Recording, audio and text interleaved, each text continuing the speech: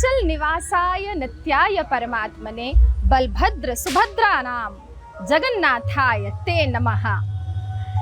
नीलाचल में निवास करने वाले जो शाश्वत हैं, जो सत्य हैं, अपने भाई बलभद्र और बहन सुभद्रा के साथ रहने वाले ऐसे महाप्रभु श्री जगन्नाथ को सादर नमन है, सादर प्रणाम है। आषाढ़ मास शुक्ल पक्ष द्वितीया तिथि, पुष्य नक्षत्र और आज का दिन शुक्रवार। आज रथ यात्रा के नाम से इस दिन को जाना जाता है और मेरे पीछे आप लोगों की भीड़ देख सकते हैं। ये तमाम भक्त हैं जो आज अपने प्रभु महाप्रभु श्री जगन्नाथ की एक झलक पाना चाहते हैं और रथ यात्रा के दिन माना जाता है कि उनके रथ को यदि स्पर्श भी कर लिया जाए तो हजारों यज्ञों का फल आज प्राप्त होता है। उनके रथ को खींच लेने से, उनके इस रथ को स्पर्श कर लेने मात्र से रोग नष्ट हो जाते हैं। इस मान्यता के साथ आज लोगों का हुजूम सड़कों पर उतर आया है सिर्फ अपने महाप्रभु के दर्शन करने के लिए। सबसे पहला रथ श्री बलभद्र का, उसके बाद महामाया स्वरूपा बहन सुभद्रा का रथ और फिर सबसे पीछे अति चंचल श्री जगन्नाथ का रथ जो स्वयं सुदर्शन है। और ऐसा प्रतीत होता है इस भीड़ को देखते हुए कि ये भीड़ किसी के सामने रुकने वाली नहीं है। इन्हें बस एक झलक चाहिए अपने श्री प्रभु की। इस भीड़ के लिए, इस भक्तों के लिए आज तमाम तरह की व्यवस्था की गई है। सड़कों पर लंगर लगे हुए हैं, पानी की व्यवस्था की गई है, धूप से बचने के लिए व्यवस्था की गई है, क्योंकि भक्त तो मानते हैं कि प्रभु की सेवा करने से फल मिलता है, किंतु प्रभु क्या कहते हैं? प्रभु कहते हैं कि जो मेरे भक्तों की सेवा करेगा वह मेरी सेवा करेगा। इस बात को चरितार्थ करने के लिए यहाँ पर कई भक्त हैं। कुछ भक्त ऐसे हैं जो प्रभु की झलक पाने के लिए खड़े हैं, कुछ भक्त ऐसे हैं जो भक्तों की सेवा करने के लिए खड़े हुए हैं। और शायद यही विशेषता है इस पर्व की कि आज सभी भूल जाते हैं कि वो किस जात के हैं, किस धर्म के हैं। समरसता देखने को मिलती है इस रथ यात्रा के दौरान।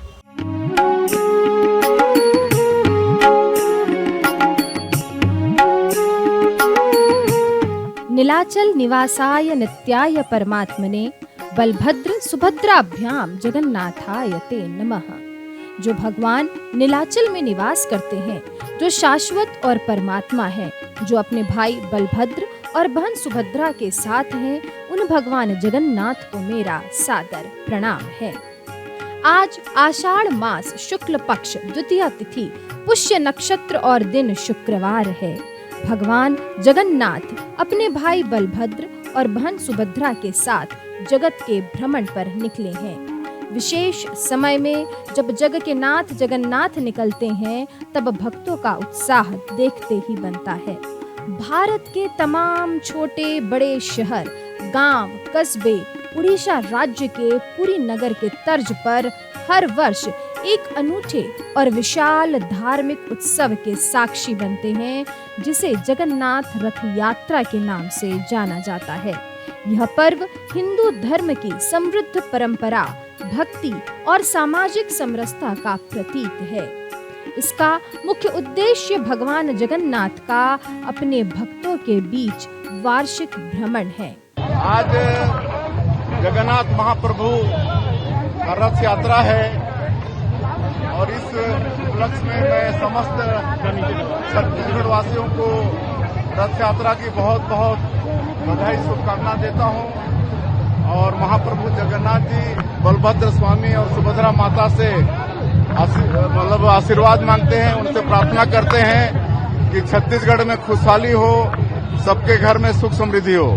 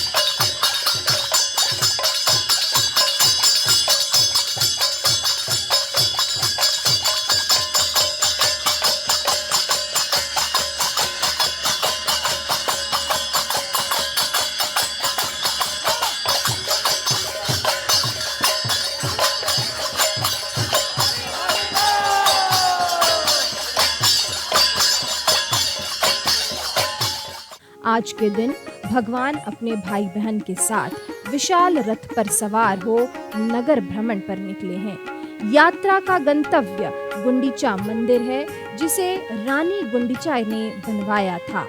पौराणिक मान्यताओं के अनुसार भगवान कुछ दिनों तक इसी मंदिर में निवास करते हैं।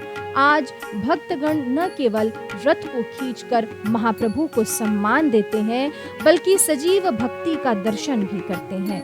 आज जाति भेद समाप्त हो जाता है। आज कोई छोटा बड़ा नहीं है, सभी भगवान के रथ को छू सकते हैं, उन्हें महसूस कर सकते हैं। जय जगन्नाथ। आज हमारे साथ रायपुर नगर उत्तर के विधायक पुरंदर मिश्रा जी हैं और आपको जानकर बहुत ही अच्छा लगेगा कि छत्तीसगढ़ प्रांत के सबसे बड़े जगन्नाथ मंदिर के प्रमुख सेवक भी पुरंदर मिश्रा जी हैं। तो अभी हम उनसे चर्चा करेंगे, एक विधायक के रूप में नहीं बल्कि एक सेवक के रूप में। उनसे जानना चाहेंगे कि रथ यात्रा आखिर कब से शुरू हुई, इसका इतिहास क्या है। रथ यात्रा का शुरू आदिकाल से हुआ है। राजा इंद्रद्युम्न जब जगन्नाथ मंदिर का निर्माण किए तो भगवान प्रसन्न होकर बोले कि मांगो वर मांगिए। तो इंद्रद्युम्न ने वर मांगा, प्रभु प्रथम सेवा, पहली सेवा करने का अधिकार आप मुझे दीजिए। भगवान ने वरदान दिया कि रथ यात्रा के दिन भगवान जब रथ यात्रा में जाएंगे तो पहला सेवा राजा गजपति करते हैं पुरी में। मैं छत्तीसगढ़ वासियों को धन्यवाद करता हूँ कि जगन्नाथ संस्कृति का आविर्भाव छत्तीसगढ़ से ही हुआ है, मध्य भारत से हुआ है। यहाँ का श्रृंग ऋषि आश्रम, नगरी सिहावा, महानदी के उद्गम स्थल से लेकर के शिवरी नारायण तक भगवान के प्रतिरूप पाए जाते हैं। उस तरह कंटीलो, बलांगीर आदि में भी भगवान के प्रतिरूप पाए जाते हैं। मैं आपको बताना चाहता हूँ कि जगन्नाथपुरी में जो गरुड़ स्तंभ है वो शहडोल अमरकंटक का फसील है। सरई का लकड़ी कई वर्षों से रहने के बाद पत्थर हो जाता है, उसमें गरुड़ जी विराजमान है और इससे प्रतीत होता है कि देवभोग से चावल जाता था। गरुड़ स्तंभ जो है शहडोल अमरकंटक का देन है। तो निश्चित ही कहीं ना कहीं भगवान जगन्नाथ जी का संस्कृति छत्तीसगढ़ से जुड़ाव है।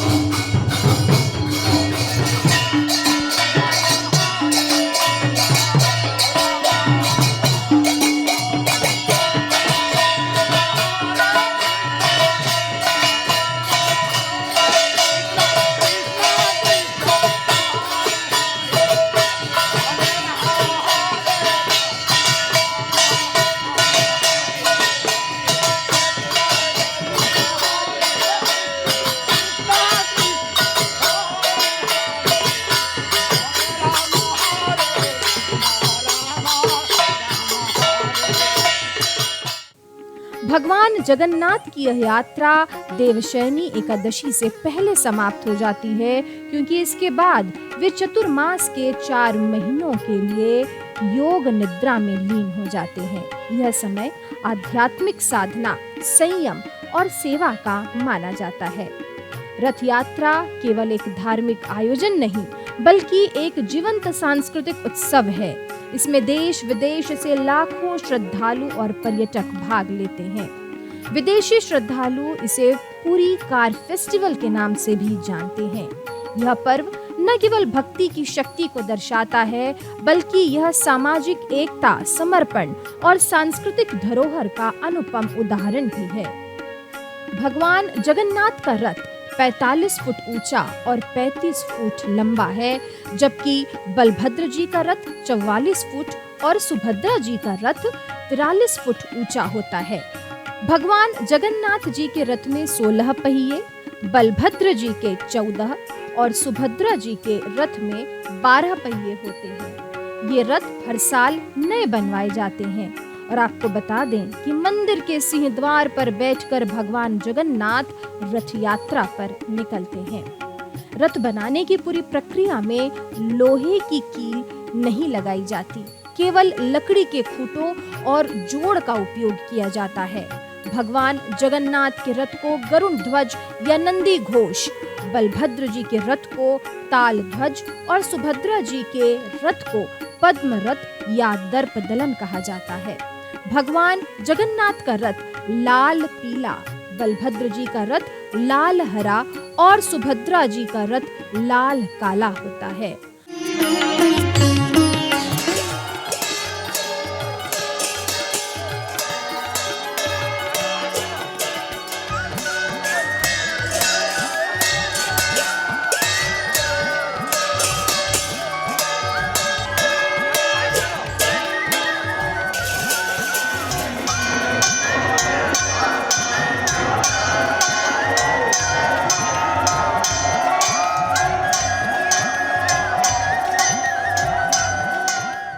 पुरी का मंदिर विश्वविख्यात है, प्राकृतिक है, अपने आप आया है। भगवान खुद आके निर्माण किए हैं, विश्वकर्मा रूप आके खुद मूर्ति का निर्माण किए हैं। इसका कथानक आप पढ़ेंगे तो पता चलेगा। और हमारा तो ध्येय ये था, भगवान चाहते थे कि जहाँ से मेरा जगन्नाथ संस्कृति का आविर्भाव हुआ वहाँ विराजमान हो, और उसीलिए इस तपोभूमि में, छत्तीसगढ़ तपोभूमि है, इसमें जगन्नाथ जी विराजे हैं। आज 25 साल हो गया हम रथ यात्रा का पालन करते हैं। भगवान और भक्त के रिश्ते को देखते हैं। हम रथ यात्रा में 3 रथ बनाए हैं, जगन्नाथ जी के लिए, बलभद्र जी के लिए, सुभद्रा जी के लिए। चना मूंग के बारे में बताऊं कि आदिकाल से ही चना मूंग का भोग लगता है, क्योंकि भगवान बीमार हुए हैं तो पौष्टिक अन्न खाने से जल्दी ताकत आता है। ये मनुष्य प्रति भगवान नर लीला करते हैं। यहाँ जैसे शिवरी नारायण में आप जाएंगे तो नर नारायण की पूजा होती है, तो उसी तरह भगवान नर रूप की लीला करते हैं, मनुष्य की लीला करते हैं। जिस तरह मनुष्य रोज नहाता धोता खाता पीता सोता है, ठीक उसी तरह भगवान मर्त्य मंडल में मनुष्य को ज्ञान देने के लिए, रास्ता बताने के लिए वो अपना रूप स्वरूप लिए हैं। और कली युग में जगन्नाथ जी साक्षात देवता हैं। जो इनका पूजा करेगा, जो इन पे समर्पण करेगा, उसका कभी दुर्गति दुष्कृति नहीं होगा। इसीलिए मैं सबसे प्रार्थना करता हूँ कि भगवान को में समर्पण करें, उनमें लीन हो जाएं और अपना जीवन को धन्य करें। आज सभी को पता है कि प्रभु स्वयं लीला करने अपने गर्भगृह से बाहर निकल रहे हैं। 15 दिनों के लंबे ज्वर के बाद महाप्रभु अब ठीक हो चुके हैं और भाई बहनों के संग जगत की यात्रा पर निकले हैं। भक्त चाहते हैं उनके प्रभु लीला करते हुए निकले तो उनके रथ को खींचकर थोड़ा पुण्य कमा ले। रथ यात्रा के 15 दिन पूर्व भगवान जगन्नाथ को 108 कलशों से शाही स्नान कराया जाता है, जिसके चलते वे बीमार पड़ जाते हैं और तब उन्हें 15 दिनों के लिए एक अलग कक्ष में सुलाया जाता है, जिसे ओसर घर कहते हैं। इस 15 दिनों की अवधि में महाप्रभु को मंदिर के प्रमुख सेवकों और वैद्यों के अलावा कोई और नहीं देख सकता। इस दौरान मंदिर में महाप्रभु के प्रतिनिधि अलारनाथ जी की प्रतिमा स्थापित की जाती है तथा उनकी पूजा अर्चना की जाती है। प्रभु के बीमार पड़ने के पीछे की अलग कहानी है, जो भक्त माधव दास से जुड़ी हुई है। और जब भगवान स्वस्थ होकर कक्ष से बाहर निकलते हैं और भक्तों को दर्शन देते हैं, जिसे नव यौवन नेत्र उत्सव भी कहते हैं। इसके बाद द्वितीया के दिन महाप्रभु श्री कृष्ण और अपने बड़े भाई बलराम जी तथा बहन सुभद्रा जी के साथ बाहर राजमार्ग पर आते हैं और रथ पर विराजमान होकर नगर भ्रमण पर निकलते हैं। ढोल, नंगाड़ों, तुरही और शंख ध्वनि के बीच भक्तगण इन रथों को खींचते हैं। कहते हैं जिन्हें रथ को खींचने का अवसर प्राप्त होता है वह महाभाग्यवान माना जाता है। बड़ा भाई बलभद्र जी तो पहला रथ उनका रथ ही है, और दोनों की बहन, प्यारी बहन, उसको पीछे कैसे छोड़ेंगे? कोई डाकू, कोई लुटेरा आ जाएगा तो इसीलिए दोनों भाई बहन को बीच में रखते हैं। और भगवान जी तो सर्वज्ञ हैं, सर्वव्यापी हैं, मर्म स्पर्शी हैं, इसीलिए वो पीछे रहते हैं। क्या इसे भाई बहन का भी त्योहार कहा जा सकता है? रक्षाबंधन का जो उद्भव हुआ जगन्नाथ मंदिर से ही हुआ। आप देखेंगे विश्व में जितने सारे मंदिर हैं सब भगवान लोग अपने पत्नी के साथ विराजमान करते हैं, लेकिन जगन्नाथ जी भगवान बहन के साथ, भाई के साथ विराजमान करते हैं। ये बताना चाहते हैं कि भाई बहन सब एक साथ रहोगे तभी पिताजी का कीर्ति फैलेगा और आप आगे बढ़ोगे। और यहीं से रक्षाबंधन का हुआ कि दोनों भाइयों को सुभद्रा माँ को रक्षा बांधती है और निश्चितता से रहती है कि मेरे दो भाई रक्षा करने के लिए तैयार हैं और मुझे राखी बांधे हैं। उसी दिन से रक्षाबंधन का त्यौहार आया। मेन जो रक्षाबंधन का त्यौहार है उस दिन बलभद्र भगवान का जन्मदिन भी होता है, तो दोनों बात हो गई, जन्म दिवस का उत्सव भी मनाए और रक्षाबंधन भी हो गया। मान्यता है इस रथ यात्रा में शामिल होने या इसके दर्शन करने से हजारों यज्ञों का फल मिलता है। लोगों का मानना है कि रथ को खींचने से मोक्ष की प्राप्ति होती है। जय जगन्नाथ, जय जगन्नाथ, जय जय जगन्नाथ। दूरदर्शन के माध्यम से आप देख रहे हैं यह भव्य दृश्य, नयनाभिराम अलौकिक दर्शन हम आपको करा रहे हैं। साथ ही बता रहे हैं रथ यात्रा से जुड़ी वह तमाम जानकारी जो एक भक्त को पता होनी चाहिए। उन्नति के नाम पर कई विकास किए गए, परिवर्तन होते गए, लेकिन भक्तों में कोई परिवर्तन नहीं हुआ। आज भी रथ यात्रा अपने भव्य और अनुपम मनमोहक रूप में देखी जा सकती है। प्रभु की सेवा करने का विधान है, लेकिन जब तक आप भक्तों की सेवा नहीं करेंगे तब तक प्रभु नहीं मिलेंगे। इसलिए सर्वप्रथम भक्तों की सेवा करने का विधान है। देश विदेश से लाखों श्रद्धालु पहुंचते हैं इस यात्रा के दर्शन करने के लिए, जहां भक्त न सिर्फ प्रभु की सेवा करते हैं बल्कि एक दूसरे की सेवा भी करते हैं। कहीं लंगर लगता है, कहीं पानी के पात्र बांटे जाते हैं, कहीं पानी की फुहार की जाती है ताकि भक्तों को असुविधा न हो सके। मैं भगवान से प्रार्थना करता हूँ छत्तीसगढ़ के खुशहाली के लिए, जिसको हम धान का कटोरा कहते हैं। भगवान दोनों टाइम अन्न भोग खाते हैं, यही छत्तीसगढ़ से ही उनको चावल जाता था। मैं सबके लिए आशीर्वाद मांगता हूँ, छत्तीसगढ़ में किसानों की खुशहाली के लिए खूब पानी गिरे, किसान प्रसन्नचित हों, खूब अनाज पैदा करें और भगवान उसी अन्न से अपना भोजन करें। यही निवेदन करते हुए सनातन रक्षा के लिए छत्तीसगढ़ वासियों को निवेदन करता हूँ कि अधिक से अधिक संख्या में लोग आएँ, दर्शन करें, पुण्य के भागी बने। स्कंद पुराण के अनुसार भगवान जगन्नाथ की बहन सुभद्रा ने एक दिन नगर देखने की इच्छा व्यक्त की। तब जगन्नाथ और बलभद्र अपनी बहन को रथ पर बिठाकर नगर दिखाने निकले। इस यात्रा के दौरान वे अपने मौसी गुंडिचा के घर गए और वहां 7 दिन तक रुके। यह दर्शाता है भाई बहन के अटूट प्रेम को, बताता है कि कैसे भाई अपनी बहन की रक्षा के लिए समर्पित है। तभी तो देखिए सबसे पहला रथ बलभद्र का है, फिर बीच में बहन सुभद्रा और अंत में स्वयं भगवान श्री जगन्नाथ का रथ विराजमान है। वास्तव में रथ यात्रा एक सामुदायिक अनुष्ठान पर्व है। इस अवसर पर घरों में पूजा नहीं होती, न ही कोई उपवास रखा जाता है।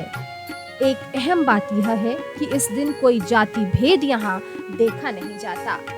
जिस दुर्वा को हम पैरों तले रौंदते हैं, आज देखिए उसका भाग्य प्रभु के माथे पर कैसे सजा हुआ है। आज अपने भाग्य पर यह इठला रहा होगा। यह संकेत है इस बात का कि प्रभु के दरबार में न कोई छोटा है न कोई बड़ा।